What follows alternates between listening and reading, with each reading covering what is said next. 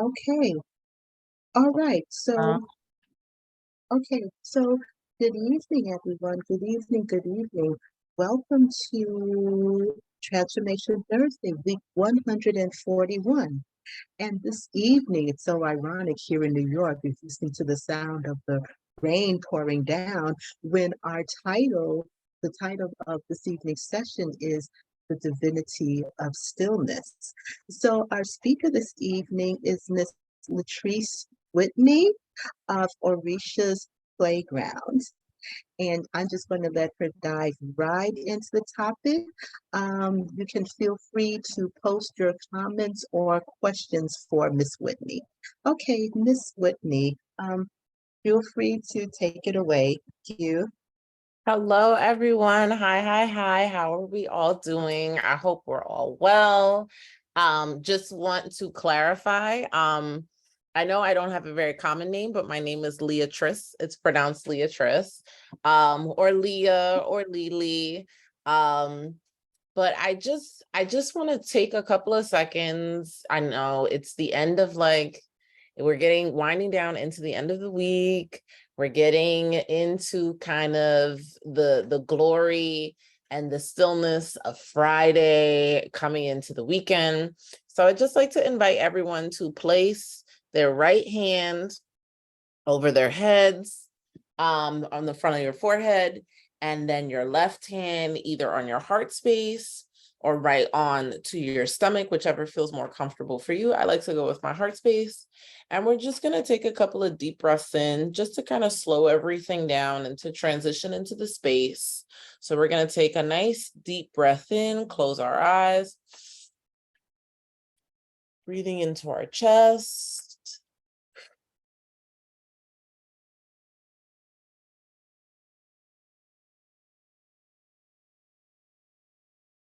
Taking another deep breath in.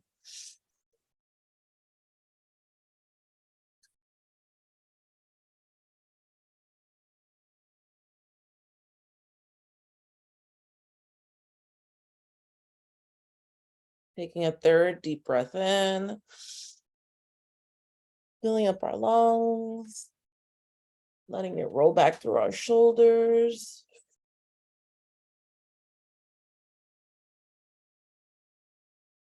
Exhaling out. And our final fourth deep breath in. We're going to hold it. Breathe in a little bit more.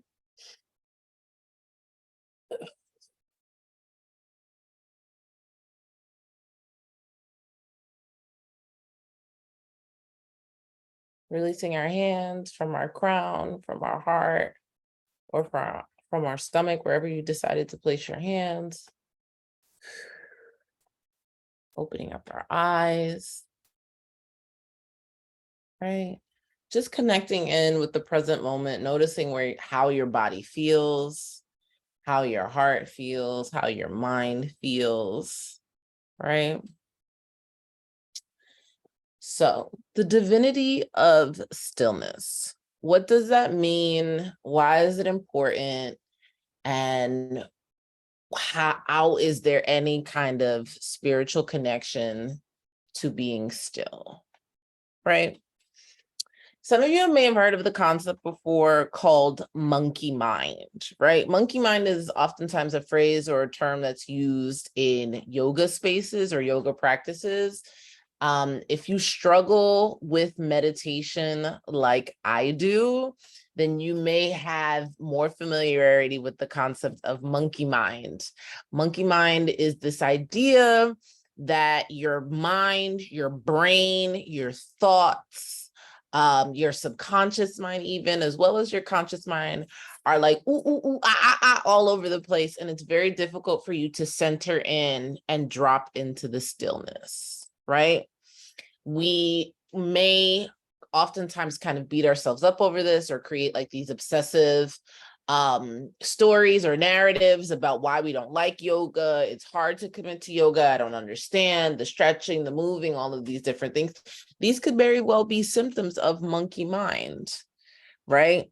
One of the things I've learned and come to understand why I have such difficulty with silencing my monkey mind and really committing myself to the practice of yoga is because as a dancer, right? Someone who is classically trained in movement and being in tune and with rhythm and beats and harmonies and things of that nature, there is kind of like this balance or this perfect combination to really kind of silencing the monkey mind, right? I've learned recently that you need to have a certain amount of movement. You need to do a certain amount of cardio. You need to do a certain amount of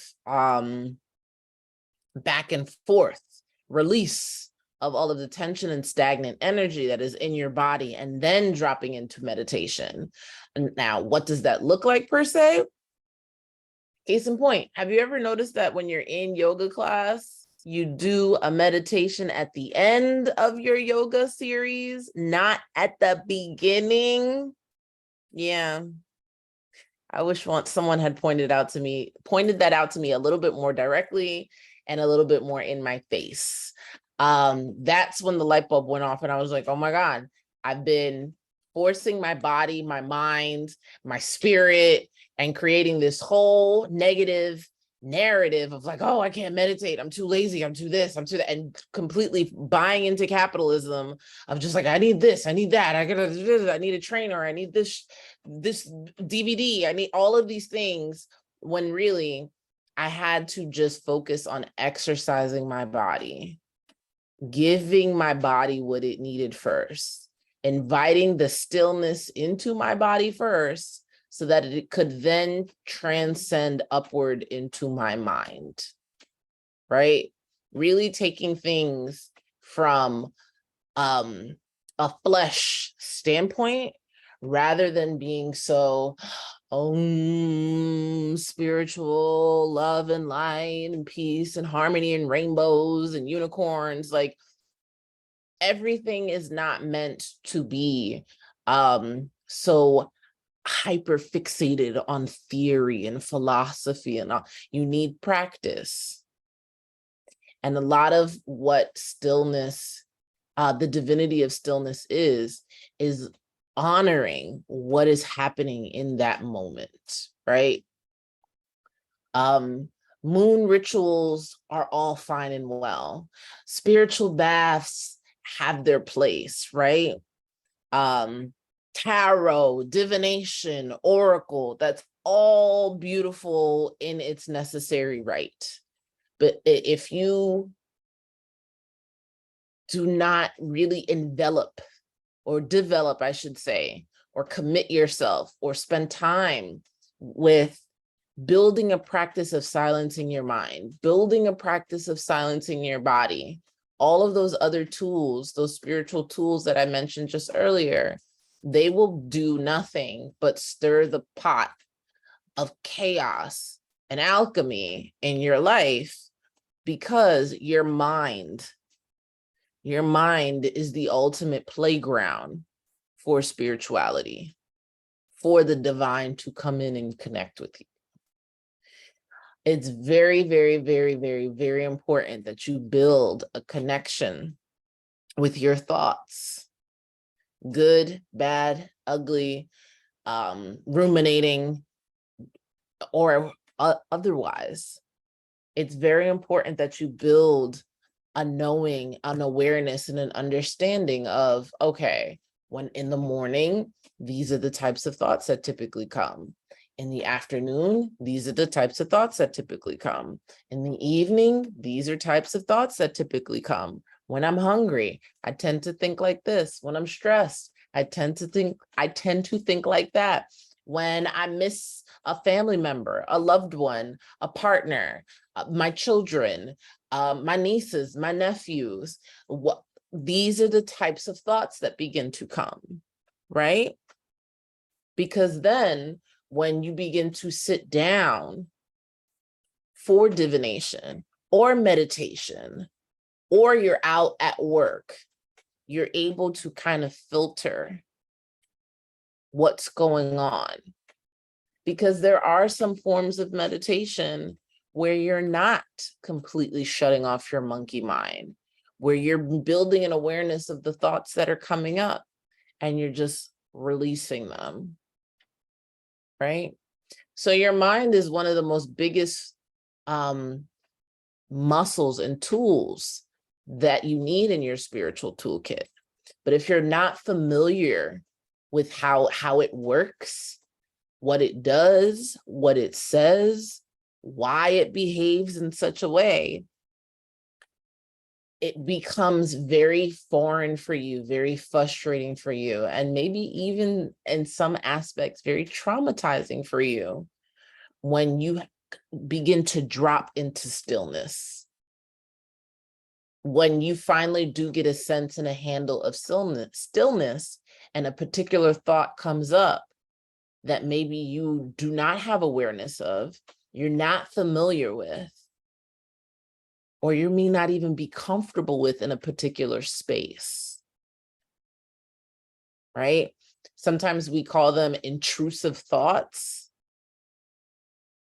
Sometimes they can be ruminating thoughts, where your mind is constantly cycling and warping through some ruminating, the natural word for it may be negative. I don't like to judge thoughts as negative or positive or good or bad. Thoughts are either healthy or unhealthy. As I've grown to build a relationship with the thoughts that occur in my mind, they're either healthy or unhealthy. So in essence, with ruminating thoughts, you may come across an unhealthy thought. And it's unhealthy because you may not have the skills that you necessarily need in that moment in order to face those thoughts, deal those thoughts, deal with those thoughts, unpack those thoughts, process those thoughts, right? One particular tool that I think is very great in terms of inviting in the divinity of stillness is therapy. I think therapy is an amazing, amazing tool in helping to really feel comfortable with the divinity of stillness. Why is that? Because oftentimes when you're inviting stillness into your mind, there is an element of surrender. There is an element of not being in control. That can be very off-putting for folks who may have dealt with some aspects of trauma, may have dealt with some aspects of things happening to their bodies. That can be very off-putting. Therapy is phenomenal for that. And specifically, right, because we're hearing this a lot, oh, go to therapy, be in therapy, you should try therapy. And I love that we're having these conversations. However, I'm of a certain mind that I like to suggest different therapeutic styles for folks. So something that worked amazingly for me in terms of dealing with stillness, because you asked me to do a whole series of yoga asanas and sun salutation and down dog and all of these different things. I loved it. Asked me to drop into shavasana, which is the yogic word for meditation. I would fight it. I would fight it a lot. And that oftentimes looked like my body flinching and jerking, moving around, teetering back and forth. I struggled because I didn't like kind of surrendering in a particular environment where I was like, who's over here? What's happening? What's going on? Are these people in this space capable of, keeping me safe? So what helped me kind of release some of those thoughts and come up with solutions and answers were EMDR therapy. It's a form of trauma-based therapy.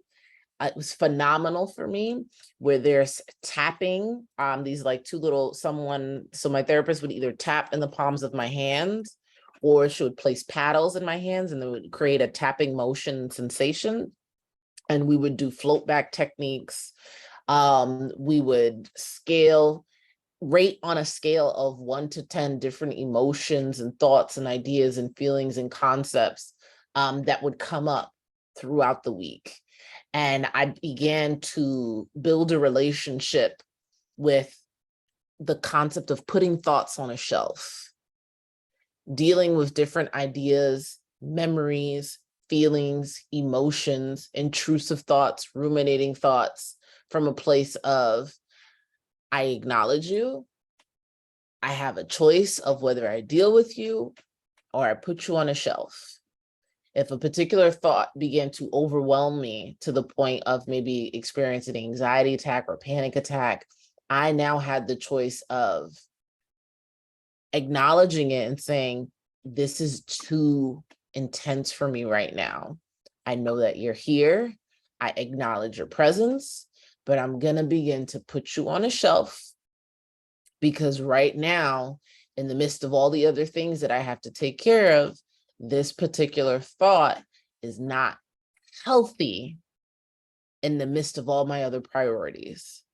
So I'm going to put you on the shelf. And when I have created space to deal and to process and to allow all the other emotions to come up that are connected to this thought, then I will come back to you. That was a very important process for me because being someone who deals with high functioning anxiety, depression, and complex PTSD,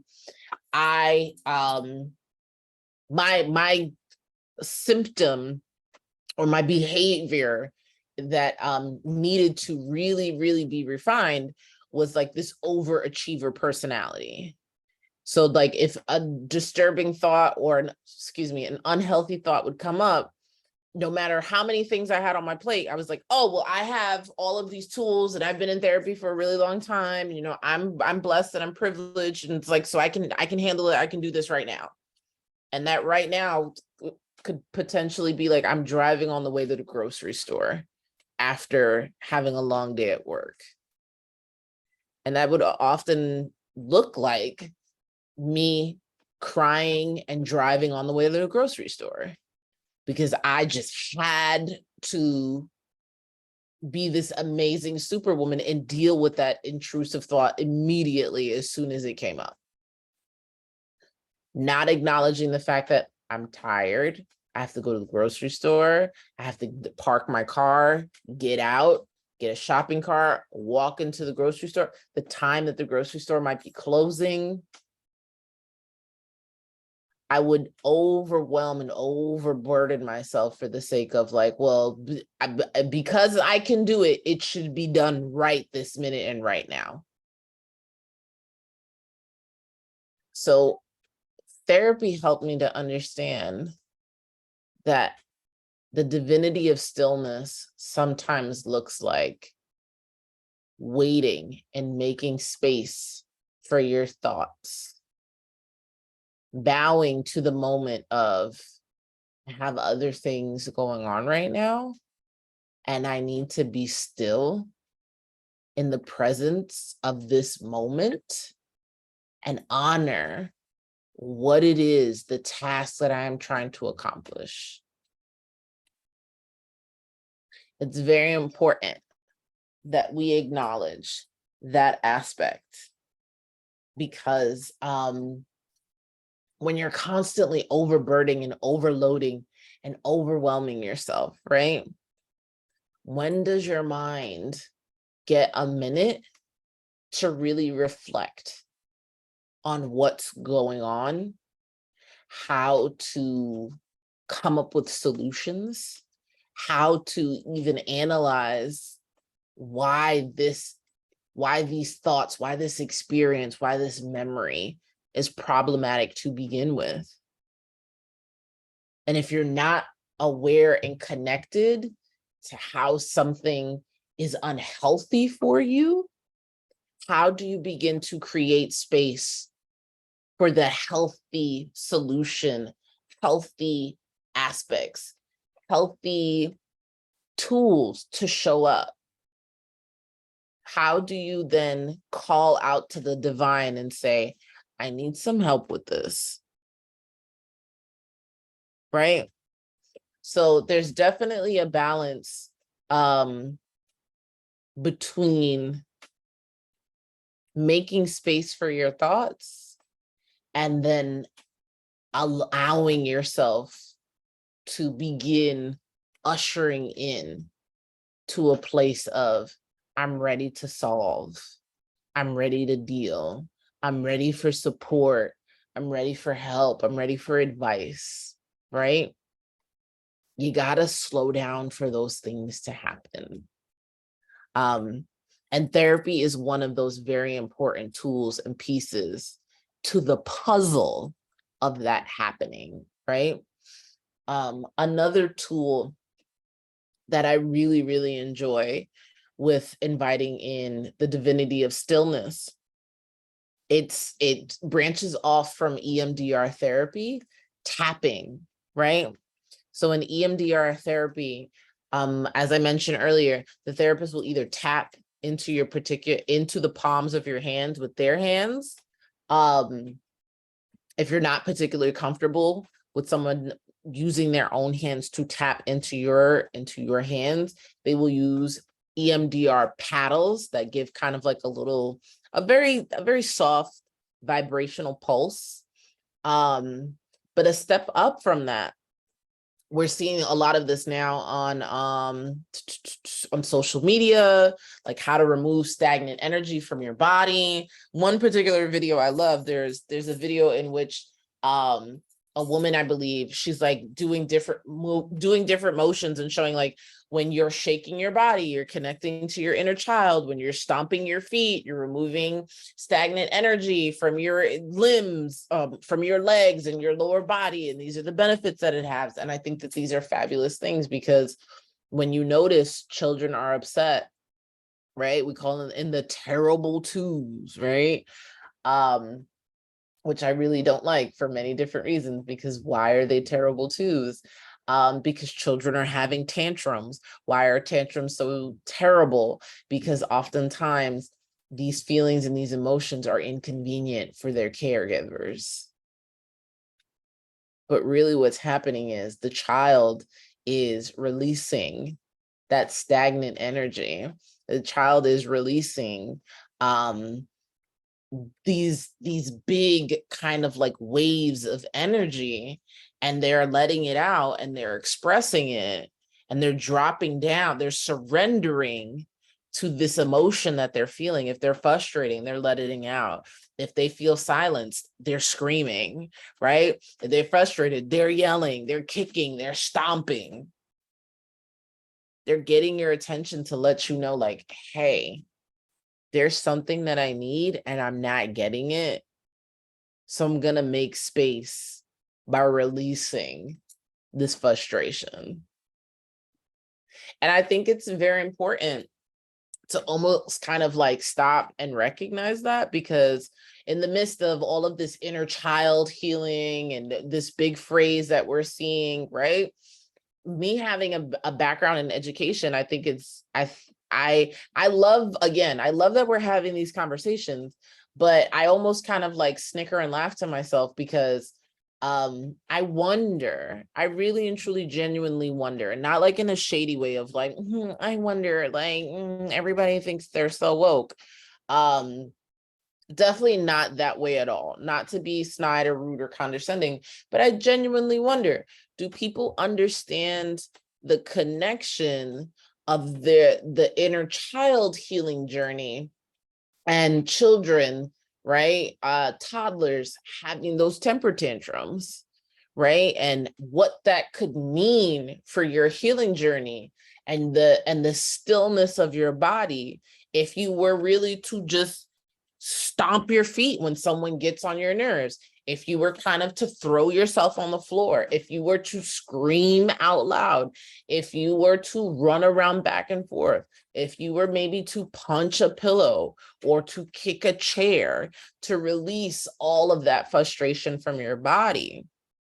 Because on the opposite end, right, the divinity of stillness, we may even see some aspects of the damnation of stillness.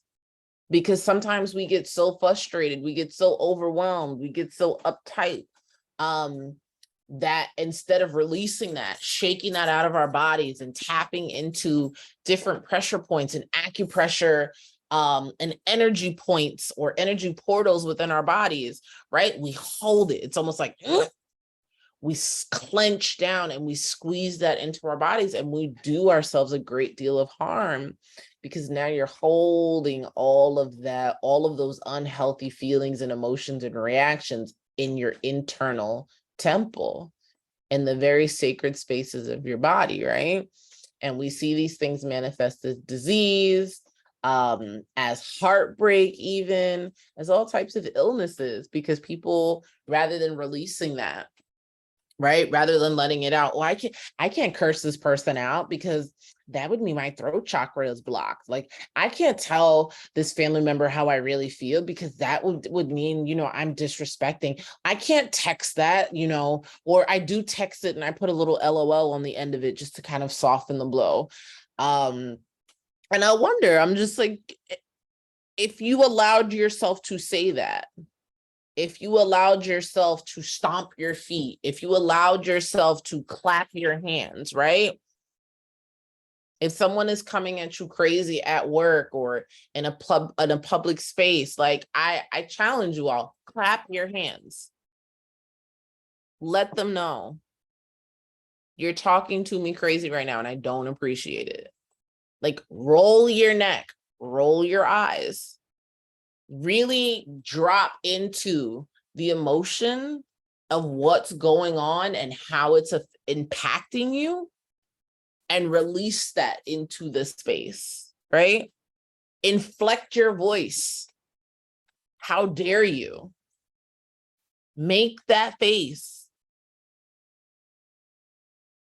Let people know. And if you know the stereotype of like, oh, you know, the angry Black woman, or oh, the angry Black man, the surface emotion is anger, but at the root core of someone feeling angry is they're sad and they're hurt. And you can let people know that you're hurting me, which is why I'm reacting this way. I'm saddened by this experience because I had high hopes that you would treat me better, or you would treat me in the way that I treated you. You would consider me in the way that I've considered you, right? So really allow that to roll up and out and through your body. Feel that. Because a lot of times people project and they emote and they cast out and they create this whole scenario, which again, energy. They're conducting it and they're moving energy and casting it onto you. So the more you just kind of like, so scarecrow yourself into it, you allow that to peck away at you and eat away at you. And it's completely unnecessary. So the same way, you know, you tap onto different body parts, right? One that I actually learned, I love all of the therapists that I worked with. One that I learned is that you take your arms and you cross them against your chest, almost like the Wakanda Forever, right? But it's like a butterfly, right? And you take your hands and you butterfly them right across your collarbone. So oftentimes if you're feeling overwhelmed, right? So I mentioned earlier, I deal with complex PTSD. And sometimes what I think, so what I'm journeying to understand now is what I think may be a like anxiety attack or a panic attack because I'm feeling these big emotions. It's really, I'm excited and I'm happy. And I've been trying to train my body into understanding that like when we're happy and we're excited, we don't have to release it into a cry, right? Because people who experience PTSD and complex PTSD, your central nervous system experiences so many, but you get over your system. Your central nervous system gets overcrowded. That's the word I'm looking for. It gets overcrowded with cortisol. So oftentimes it's like a teapot on a stove, and you have so many hormones rushing through your blood system. In order to calm yourself back down to a neutral place, the quickest way is for you to cry, right? I was okay with it at first. Now it's kind of becoming a thing where it's like at any given moment, I'm just having an outburst of crying, right? On top of the fact that I also have a hormone imbalance. So at any given moment, I might just break out and start crying. I'm like, oh, what a beautiful sunset. I'm crying. Oh, puppies. I'm crying. Oh my God, amazing meal. I'm crying, right? So I'm getting into this place where I'm retraining my central nervous system when we are happy and excited, right?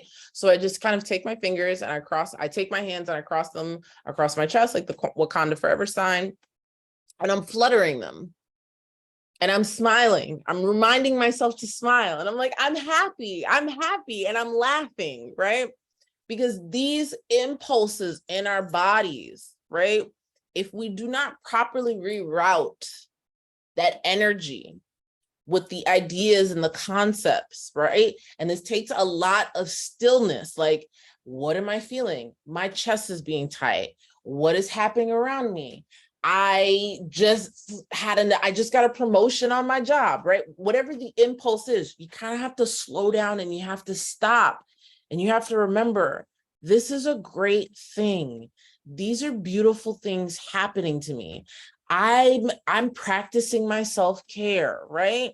You have to remember that the environment of what's going on around you right now is a beautiful experience.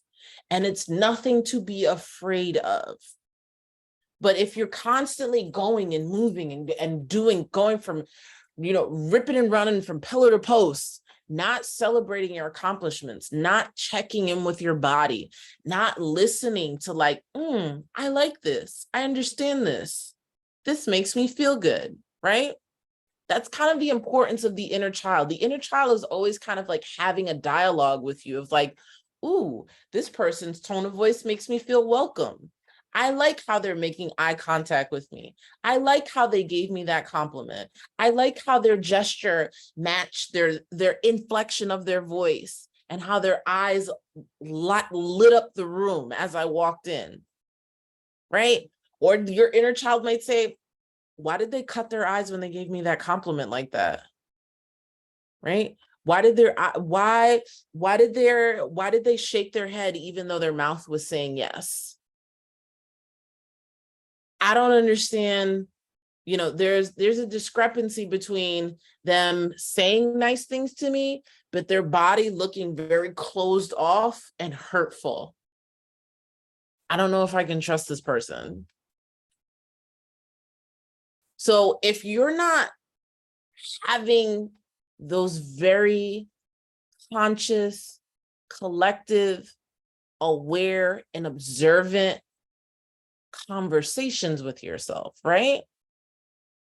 It's going to become very difficult for your inner child to feel comfortable with you. And some of the ways you may see that discomfort, right, is when you're doing that tapping within your body along those acupressure points, even along those chakra points, that anger may come up. Your body may begin to feel tense. You may cry and wail and scream and kick. Some of those thoughts may be like, I don't want to do this. I don't want to commit to this.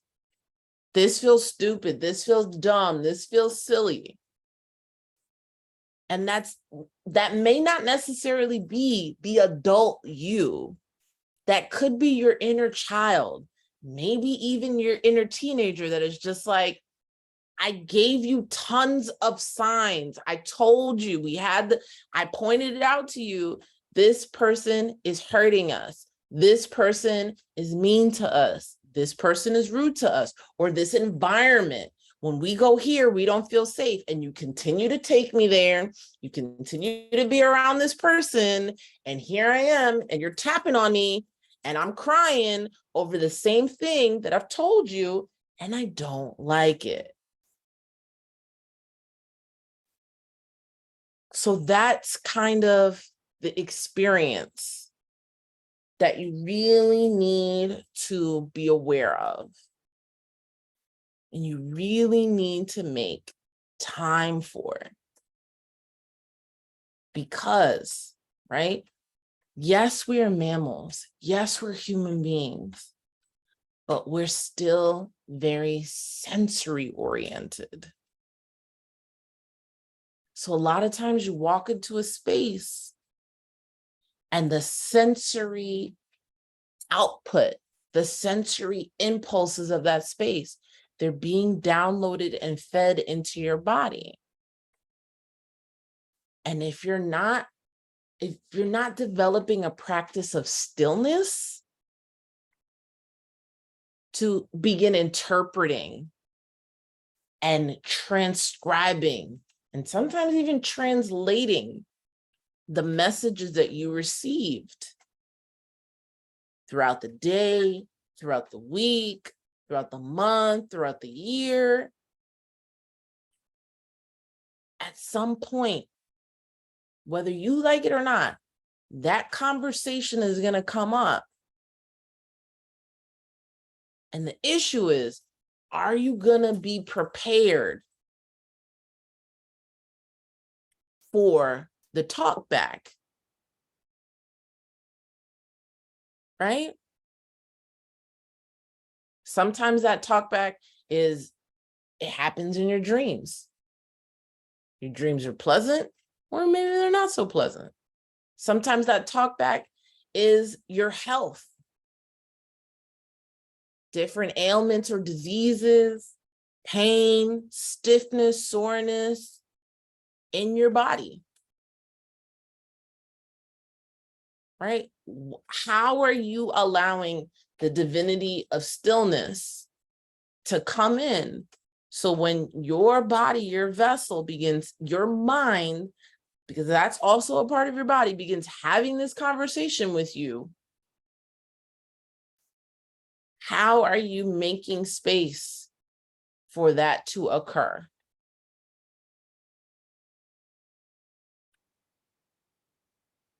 Because your body is always talking. Your mind is always processing.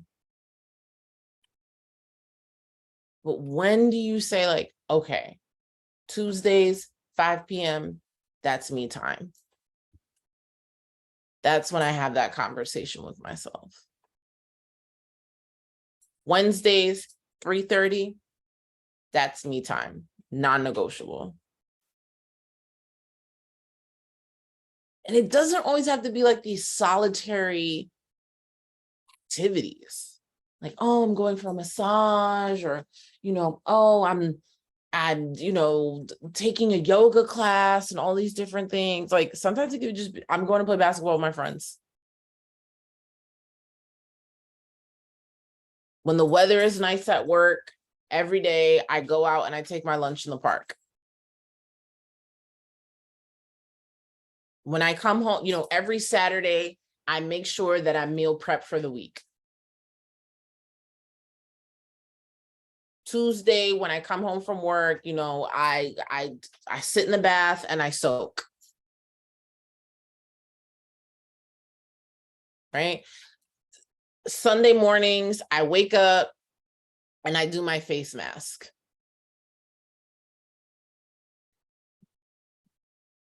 I moisturize it, I have my nighttime skincare routine. I moisturize my scalp, I brush my teeth, I do, my face serums and things, that whatever it is that you need to pour into yourself that shows like, this is how I create some quiet time for me. Right? During a skincare routine, you can tap along your face, you can massage your face, you can massage your neck, you could, right? We see all of these things on Instagram, right? You could do like a little lymphatic drainage massage along your face, the whole nine. You can get some ice, you can take some different teas herbal blend teas that are good for skin and reducing inflammation. You can do like a little hibiscus, turmeric, and ginger situation, steep it into a tea, put it into some ice cubes, right? Freeze it in your freezer, pop one ice cube out. It's nice and cold. It's reduced. The coldness will close and reduce the size of your pores. All of those herbs, nice little anti-inflammatory treatment so you're not so puffy in the face. Boom. Pop another one out, make it tea in the morning, put some honey in there. Boom, now you have a nice little anti-inflammation tea for in the morning. Like pop another one out, throw some fruit in it. Boom, now you have a nice little smoothie as well. All these different ways in which you're taking care of yourself, you're honoring yourself, you're spending time with yourself, right? You're making space for an enjoyable experience. All of these different thoughts coming up, right? You're doing this, you're feeling good, you're playing your music in the morning, right? Sipping your smoothie, closing off your pores. Oh my God, I feel so amazing. This is so nice. This is so wonderful. I'm really enjoying myself. You're laughing, right? You're releasing happy hormones. You glance at yourself in the mirror. I am so beautiful. I am having so much fun. I am enjoying time with myself. Boom, you're saying affirmations. Your favorite little hype song in the morning comes on. Hit a little twerk, winding your waist. You're throwing it, right? Activating your root chakra, activating your sacral chakra, right? How many things did you just hit right there? Simple, simple, simple, simple, simple, simple, simple, simple, simple. And of course, in the midst of all of this joy that you're creating and cultivating for yourself, right? Maybe one of those unhealthy thoughts might come up. Which brings me to my next element for the divinity of stillness, self-talk, right? So something unhealthy may come up. Maybe your favorite song, it comes on and it passes, and maybe another song comes on. You're like, oh my God, I remember this song. This is a song I used to listen to with my ex, or my ex used to play this song for me or whatever. And you're just like, oh God, let me skip it. Let me change it. And you may stop for a little bit because you're at the height and the pinnacle of your joy, and you stop and you're just like, do I really want to shy away from a moment of growth? I'm having so much fun. And you're like, you know what? Let me breathe. Why don't I like this song? What is it about this song? Am I still holding on to all of these unhealthy, harmful, like, what is it about this song? Is it the artist? I don't really think it's the artist. I actually kind of like the artist. So what is it about the song? Is it the lyrics? No, it's not really the lyrics. What is it? And you just kind of sit there. And you may be looking in the mirror. And you have the ice cube right on your face, down around your neck. And maybe you just kind of bring the ice cube onto your chest, into your heart. You're like, what is it about this song? Why don't I like this song? What happened? I remember. I was having a hard day and I was driving in the car, and my ex just kept telling me this annoying story that I didn't want to hear and I didn't want to care about because I was just having a really hard day. And he was just ignoring me and going on and on and on and on about this story. And I was just trying to be a good girlfriend, heavy on the air quotes. I was trying to be a good partner. I was trying to be a good boyfriend. I was trying to be a good wife, a good husband. I was just trying to be there and be present for them. And I was ignoring how I felt. I really just wanted to tell them, shut up. My day sucked. I don't want to do this right now. I don't want to go out. I don't want to drive. I don't want to be in the car. I don't want to be with you right now. I want to be at home. I just want to be in my peace. I don't want to do this. I had a hard day and I'm showing up for you and you're making my day even harder because you're not even connecting with me right now. And the song is a subliminal soundtrack to the emotion, the lived memory and experience of you abandoning yourself, of you playing out this horrible pattern of behavior of you putting other people's needs before you.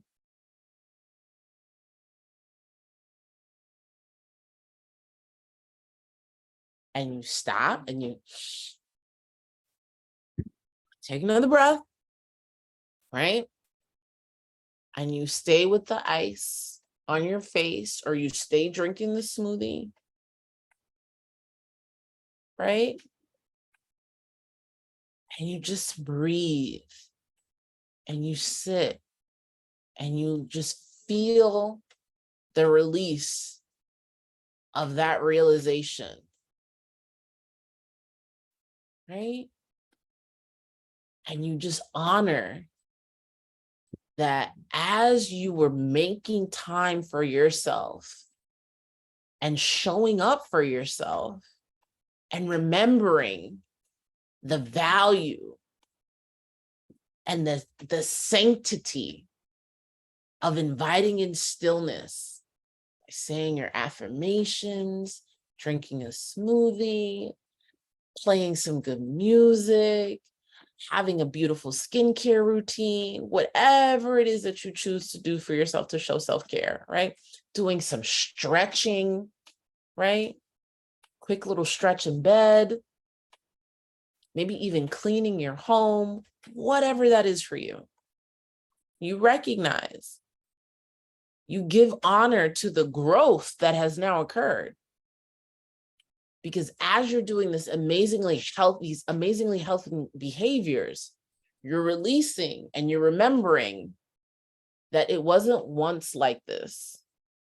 There was a time where you were extremely harmful to yourself, right? You thought that in order to have intimacy with yourself, in order to connect with yourself, in order for that stillness to be within you, that you had to give that to somebody else. You had to perform that for somebody else.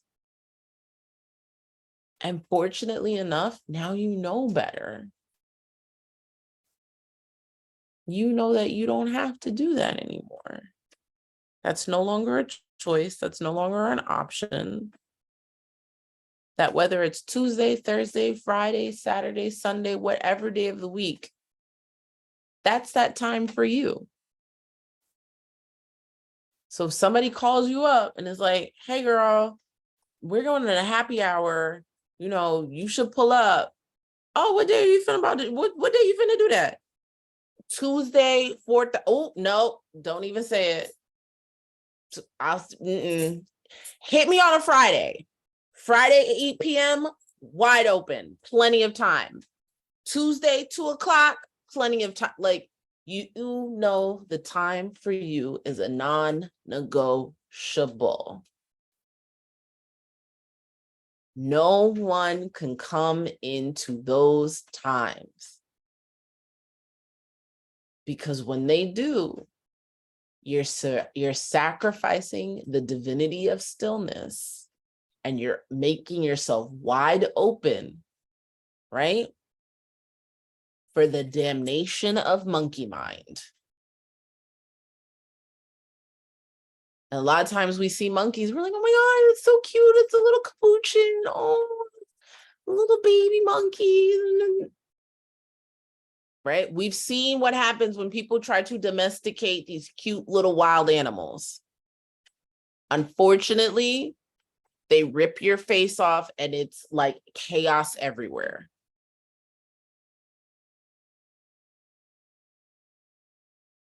Invite the divinity of stillness. Schedule it. Make it a reminder. Put it on your Google Calendar. Do whatever you have to do to fight for your peace of mind. Because the thoughts, the story, the experience, the processing is going to happen whether you like it or not. We see it every single day, right? We're seeing it play out. GoFundMe is like, we see so many GoFundMes for medical, health, all of these different things, because we're living in a day and age, we live Babylon system. The government, medical insurance is its own business industry. And yes, I know there's the powers that be and all of those other things, but I almost challenge you, right? I almost can't help but to wonder, in a very serious and genuine way, if we were taking the time to love and to pour back into ourselves and to sit down and decode and to process all of life's going on with these illnesses and disorders and ailments and diseases, would they be so prominent the way that they are, right? Because we live in the information age. A lot of us know and are aware of all of these things that I just mentioned. But the issue is, we're not putting them into practice. We'll share them. We'll be like, oh, let me share that to this person. Oh, let me share that to that person. Oh, like, tap, save, post it into my stories. When are you taking the time to utilize these tools? You lay in bed and you'll like, oh yeah, that's a good stretch. Oh, that's a good workout. Do the workout. Do the 5-minute stretch in bed. Right? Don't just double tap it, save it, and like it, or share it with somebody. Do the 5-minute workout, right? Save it and go on into YouTube and say the affirmations, right? Play the affirmations as you're getting ready throughout the day. Play the hertz and the frequencies, right? Play the frequencies to release resentment.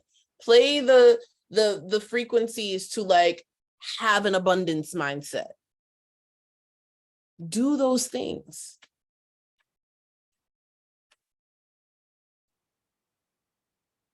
Start with one way of holding space for yourself, creating stillness and quiet for yourself. Sometimes it's as simple as going to a 99-cent store and getting a really good smelling candle. Right? A little bit of aromatherapy. Find a way to connect with you.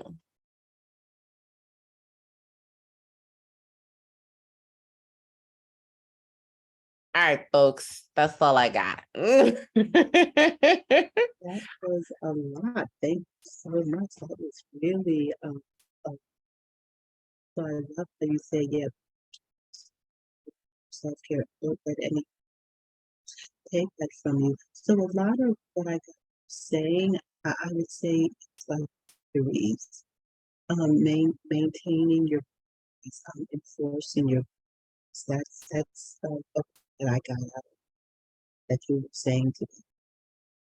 Absolutely. Absolutely. And I think maintaining and enforcing those boundaries, it starts with us. It starts with us, you know, our bodies. I don't think a lot of times people recognize that, like, your bodies are asking for certain boundaries with things. And it's really just our voice. We just have to voice and verbalize them. Your body and your mind and your soul will set a lot of boundaries. You just have to have the courage. And I think courage just comes from practice, right? Just building that routine. It's like every day I do this because my body asked for it. On this particular day of the week, I do that because my body asked for it. I heard it. And just honor that. monkey mind defined in the beginning. So you're saying you just kind of make peace with the monkey mind, just let it be. I'm saying acknowledge the monkey mind and almost kind of I'm almost kind of saying have a conversation with monkey mind. Ask it what it wants. What does monkey mind want? Does it want bananas? Does it want a nap? Does it want to go for a run? Does it want to go to the park? What does monkey mind want?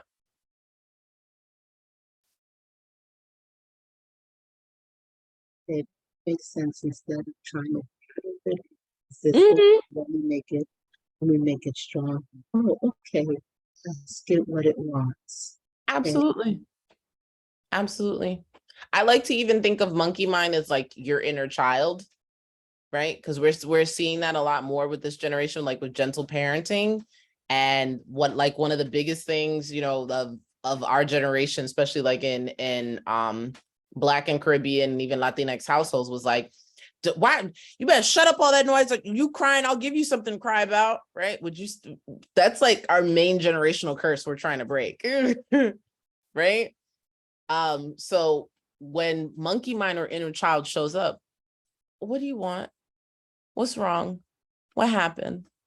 Right? Who bothered you? How can I help you? You hungry?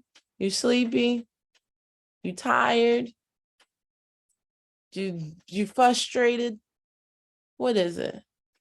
Right? And sometimes even for me, what that looks like, I just hug myself. I just wrap my arms around myself and I rub my arms up and I'm like, what's up? What happened? What happened, Leah? I heard that self-talk and that was really harsh. What's going on? Because we worked on that. We don't do that to ourselves anymore. What happened? You hungry? You thirsty? You get a little snappy when you're dehydrated. What happened? What's going on? What do you need? Are you overstimulated? Because that's a thing. Woo, I get overstimulated. Oh my God. Wow. As much as I love interacting and talking with people, like I have to recognize sometimes I have limits. I'm a very high functioning empath. Like I could talk to two people and it feels like I talked to 8,000. Why? Because like sometimes their ancestors show up. Sometimes their guides show up, or sometimes I'm just feeling all of their trauma and I'm like, oh my God, like I have to remember, reset, recharge, recalibrate yourself. So it's in those moments like myself, like just holding myself and like caressing myself and giving myself that just that loving, warm and calming embrace. I'm like, oh yeah, I need X, Y, and Z because I just did A, B, and C. And when in those environments, like this is how I need to recharge and recycle my energy.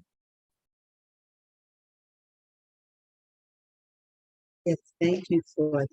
I also wanted to go back to when you said that certain thoughts come at certain times of the day. I never heard that before. Mm-hmm. Some, yeah, so it makes me want to observe my own thoughts, that you have certain thoughts at certain times of the day, like the morning, afternoon, evening. I've never heard that. So thank you. I want to sit with that and Oh. observe what does come to me. Yep. Oh yeah. Yeah.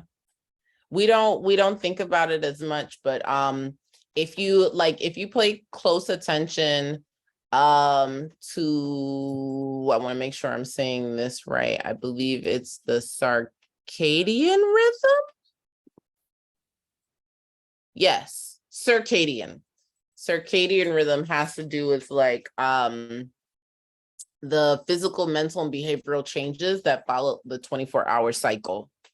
So if you kind of pay attention, if you ask my good sis Google about if you just look at the circadian rhythm, you're kind of you become more in tune with like, oh yeah, that's why I think about this at this particular point of the day, because at this hour there's a high alertness, or at that hour that's the best hour for coordination, or at this particular time that's when the deepest sleep happens, or the lowest body temperature. Or so when you begin to see like how the body functions at different times of the day, you'd be like, oh, lowest body temperature, maybe. And I'm just kind of throwing things off the top of my head, but at the lowest, when my body is at the lowest body temperature, then that's when my dopamine spikes. And when dopamine spikes, I begin to get fixated on these particular things. So you begin to kind of see what's happening. And if you really want to get mad scientist with it, like, okay, if I have a dopamine spike, maybe I'll carry some blueberries, or I'll carry some mangoes with me. I'll carry some walnuts with me because they affect the mood in this particular way. Like, you become more in tune and more in rhythm with like, okay, so if this is where I'm trying to improve, this is how I can feed myself that. I can nurture. I'll start wearing this perfume. I'll start using this type of scent. So that way at this particular time, like, you can do those types of things while you're in development of improving a certain aspect or a certain thought process.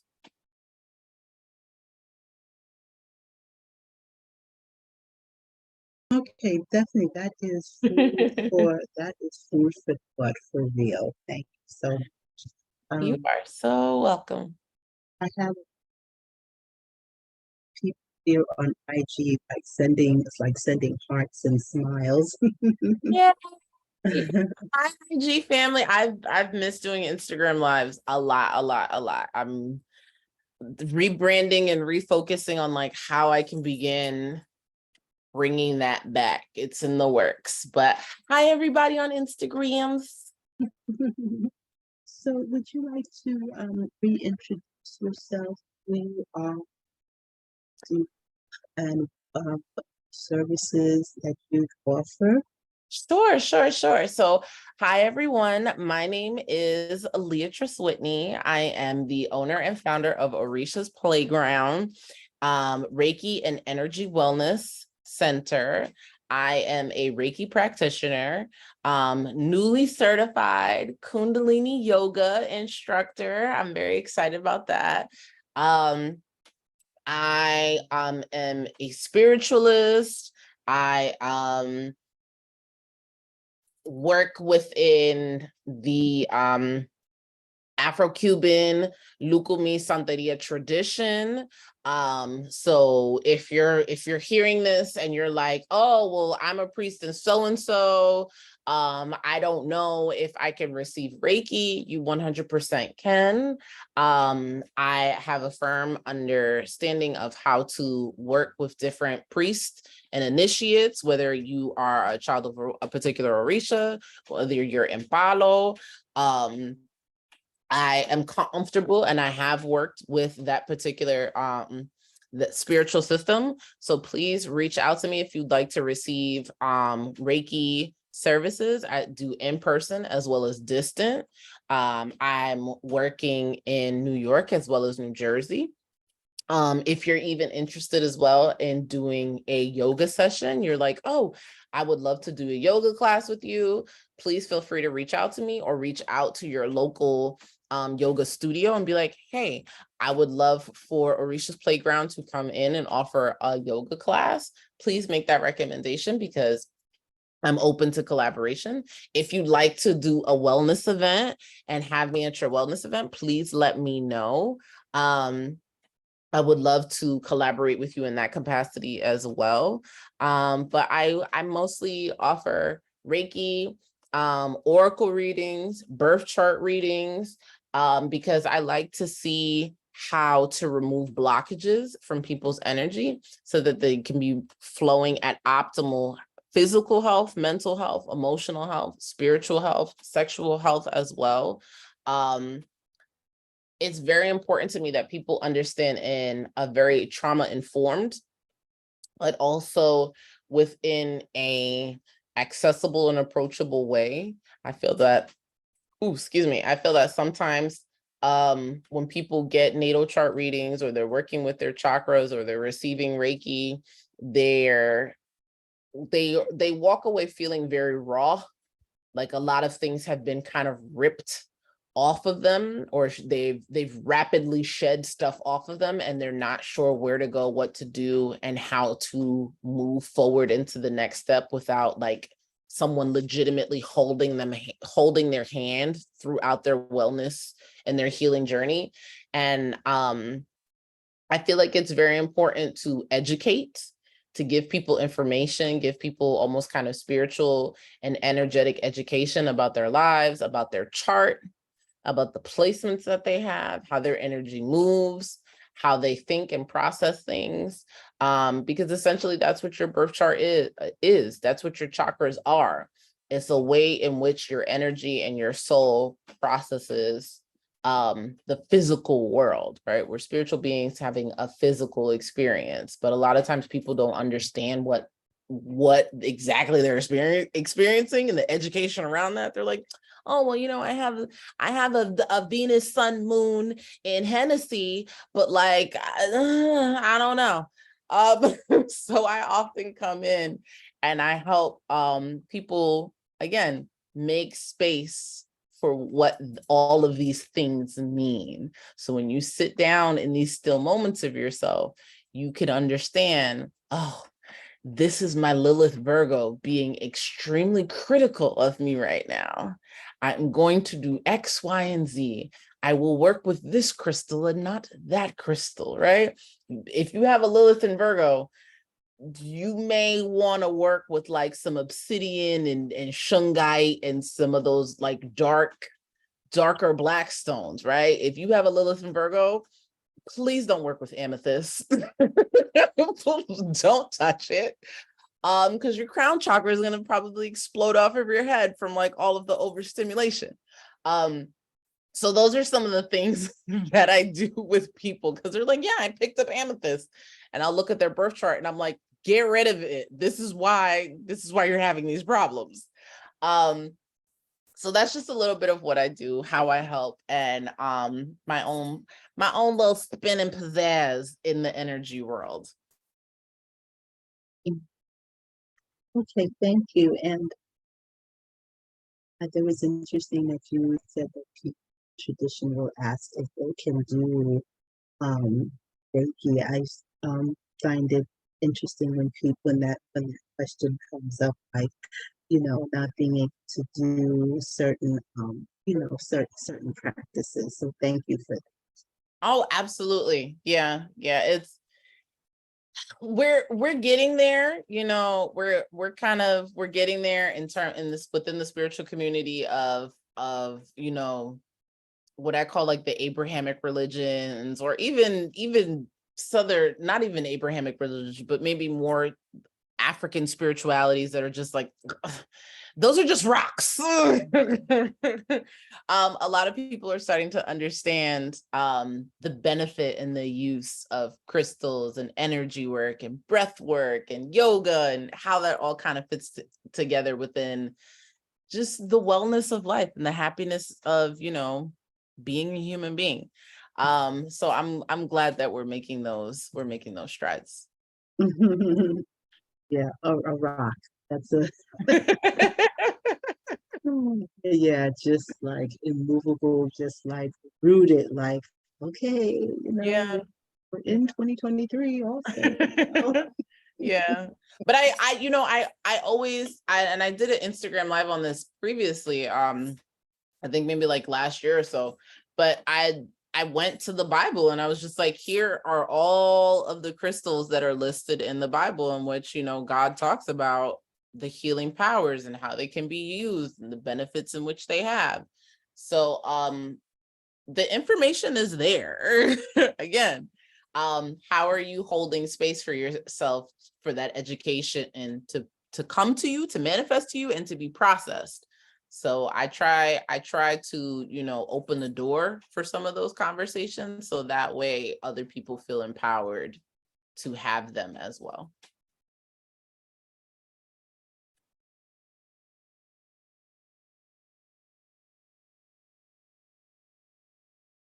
Oh, I think you're muted. Mm. All the time.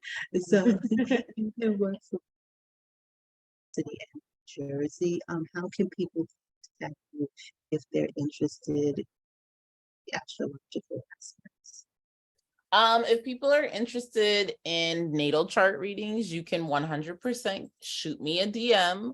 We'll set up an appointment. I do natal chart readings over Zoom. You receive a complimentary copy of your birth chart. So you also get 2 complimentary questions with your natal chart reading. A lot of times when people book the natal chart, they feel like I'm just going to give them like a general scope of their natal chart. No, not really. I really like the way that I do natal chart readings because it's kind of unique.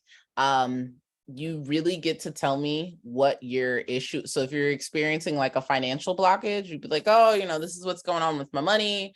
I'm working towards this goal, but this is, the obstacles that I'm facing. And I'm like, okay, cool. Let's look at your natal chart. Let's see how we can remove that blockage. If you're interested as well, you can also add on a Reiki session to the natal chart reading. So we figure out what's causing the blockage by me reading through your natal chart. And then it's almost kind of like I'm adding on the prescription with the Reiki session as well. So we identify the block. So you tell me what the blockage is, identify where it is in your natal chart. And then within the Reiki session, boom, we ease up or we break up all that energetic blockage within your chakras, within your chart, within your thought process, within your overall energetic body overall, and boom, you're ready to go. So those are kind of like the three services and ways in which that I really enjoy working. I also offer custom made Reiki jewelry. So say that you're experiencing something and you're like, okay, it's really deep, or, I really have a view and a vision of how I want this blockage to be released. Like I want to take all of this unhealthy energy and I want it to transmute it into this very precise goal. I will sit with you, do your natal chart reading, select very specific stones that will be beneficial to you reaching your goal, but also breaking up that energetic blockage as well. So it's almost like an amulet it is an amulet that I'm creating.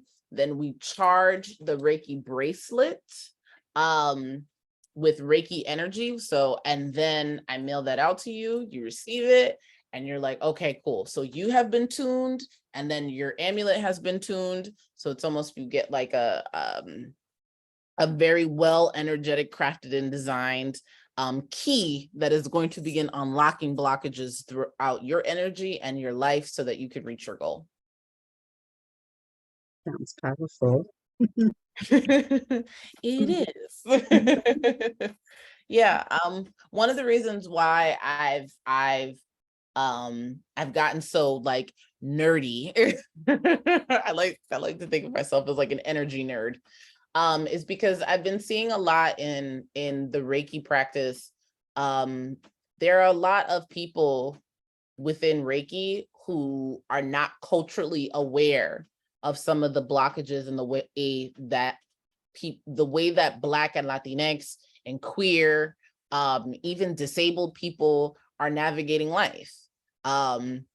And it's very unfortunate because, they're like, oh, well, if you just Namyo Renge Kyo, and do a full moon candle ceremony with me for 44, your abundance. And I'm just like, sis, like capitalism is a real thing. You can't just like moon ritual capitalism away and people are going to like, people need connection to resources. People need connection to community. People need connection to therapy. People need connection to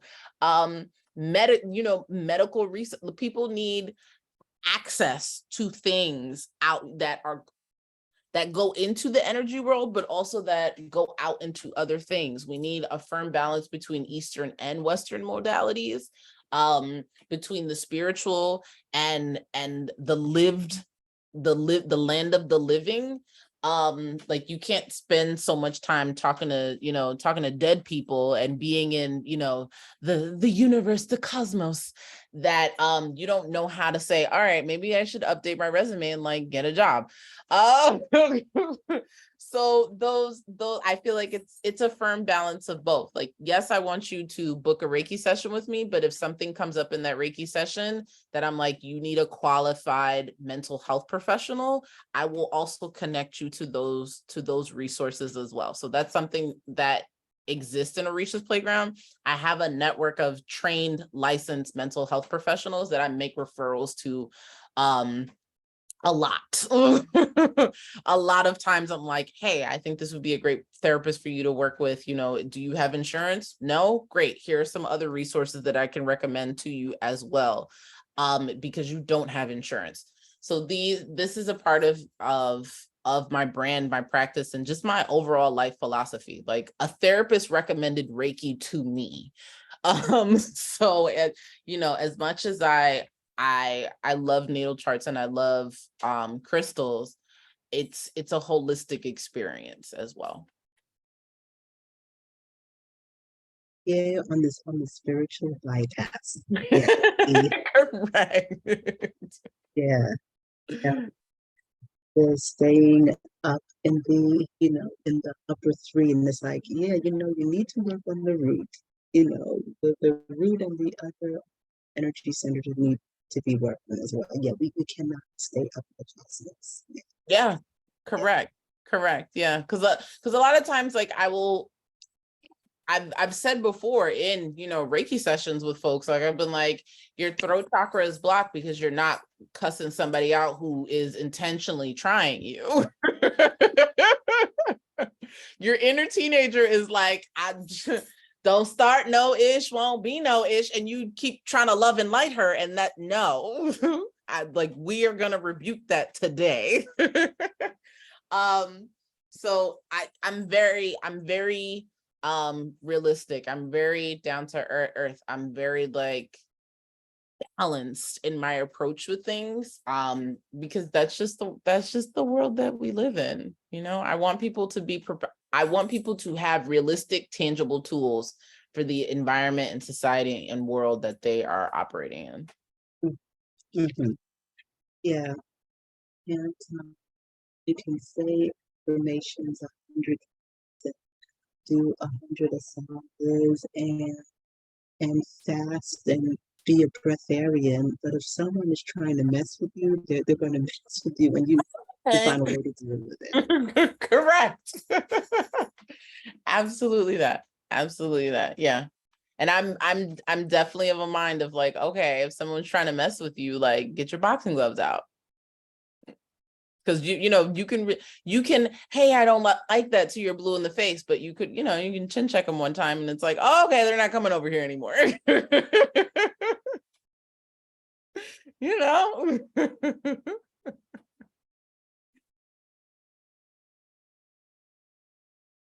Oh, I think you're muted again.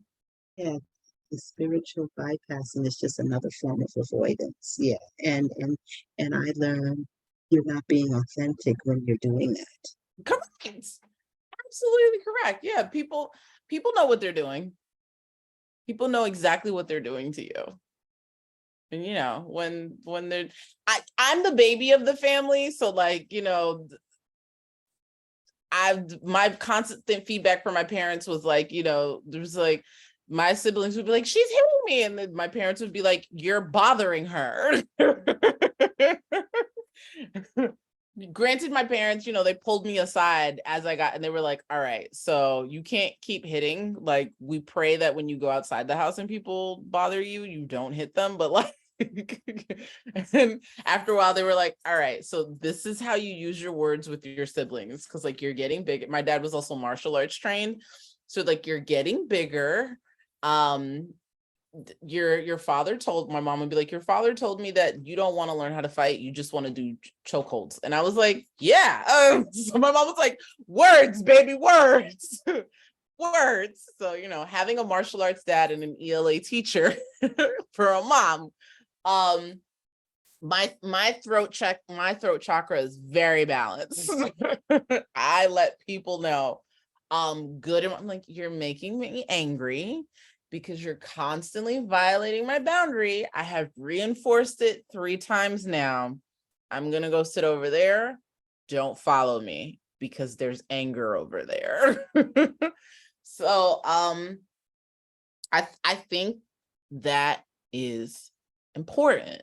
I really and truly do, because on the flip side of that, when you hear people talk about, I got so angry, I just blacked out and I don't know what happened. If you had said, I am angry and I'm going to walk away from you, but if you follow me, you will meet anger over there. Like, you might not black out. You might be more in control and consciously aware of, like, this person is now provoking you. This person is now harassing and antagonizing you. And those are charges that you can use in a court of law. Once you say, hey, I'm mad and I'm separating myself from the situation, I'm walking away from you, you have now freed yourself from whatever criminal charge that comes with you putting your hands up. So these are the types of things, and we see this a lot in, you know, Black and Latinx community. We're like, oh, I had to go to anger management. Verbalize your emotions and how you're feeling so that you can protect yourself, because we live in a world where the criminal court, government, all of these powers that be, they don't care about our prior history. And did you voice your concerns to this person? No? Great, you're going to jail. So this is the reality of how I work and how I try to empower people who come to me for Reiki services, natal chart readings, what have you.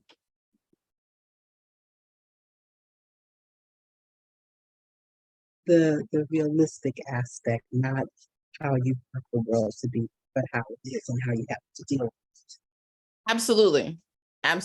Yeah. Because I you know, it's very cute and it's very pretty, but, like, you know, I've never really seen the Love and Light girls be like, oh, well, you know, this placement here, like I was having this conversation recently. If you have a Capricorn stellium, and a stellium being 3 or more placements in Capricorn, I have a Capricorn stellium. You're a hitter. Capricorn stellium people their gut instinct is, oh no, I'm gonna fight. I'm gonna fight.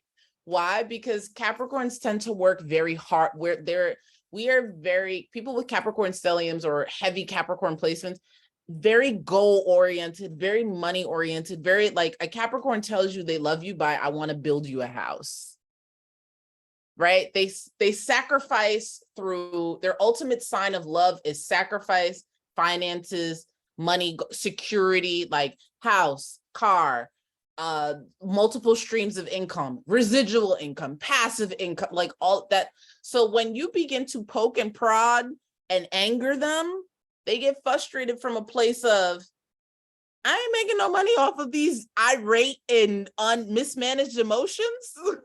Why are you distracting me from my bag? I'm gonna punch you, right? Why are you Capricorns also have a very strong connection with their inner child, because the inner child is the seat of creativity and how all of this abundance is manifested and cultivated. You get that inner child mad, you're throwing off the powerhouse for abundance. Now the baby is crying, I gotta go put the baby in the room, bypass dinner, throw off my whole routine because you decided to try me. I'm fighting you. So that's, like, Capricorns come from this very, like, big black daddy energy of, like, who mess with my kids? You mess with my kids? You mess with my joy? And my abundance is connected to my joy?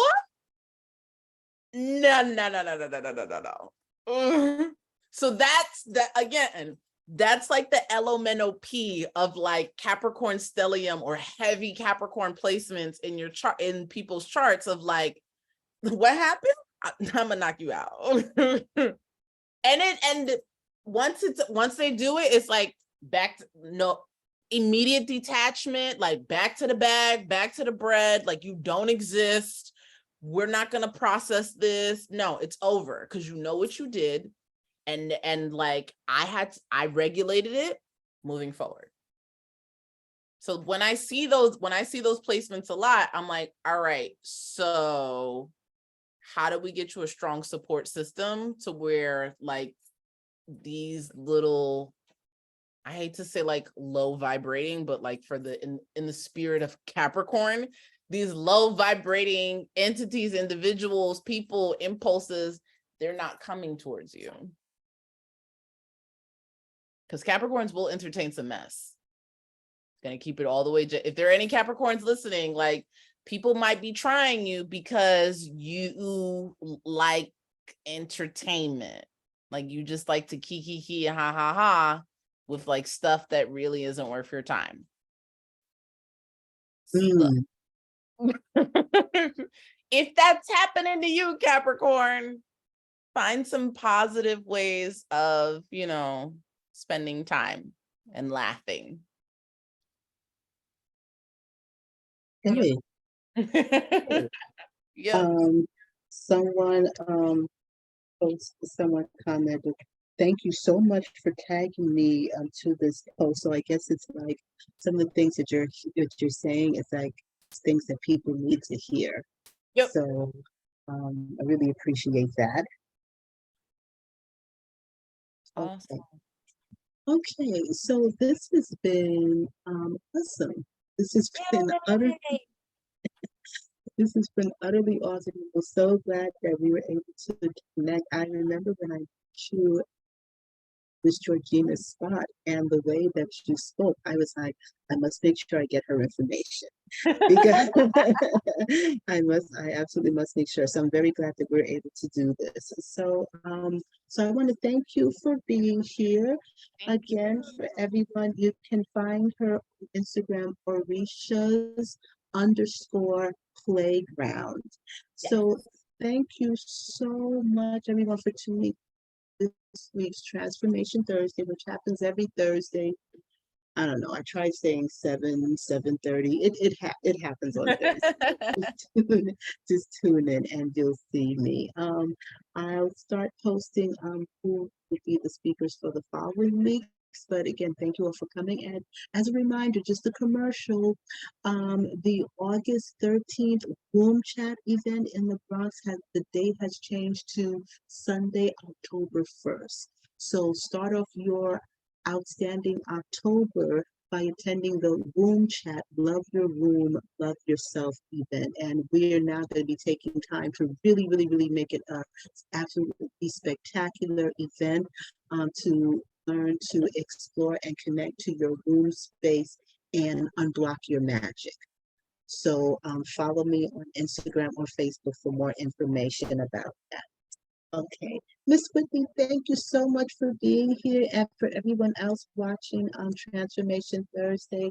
I appreciate you. Thank you so much. And if you haven't heard it, let me remind you that you need to remember, I'd like you to remember that we are all a spark of the divine. Yay. Oh, I love that. Just a reminder, stardust. Yes, yes. Okay, everyone, have a great evening, and you can now see my Bronx Holistic Healing YouTube channel to see the replays of the Transformation Thursday sessions. Okay. All right. Thank you, everyone. Have a great night. Thank you. Thank you so much. Okay, I don't know how to end this. Okay, all right. Thank you. I'll message you later. Okay. All right. Bye-bye.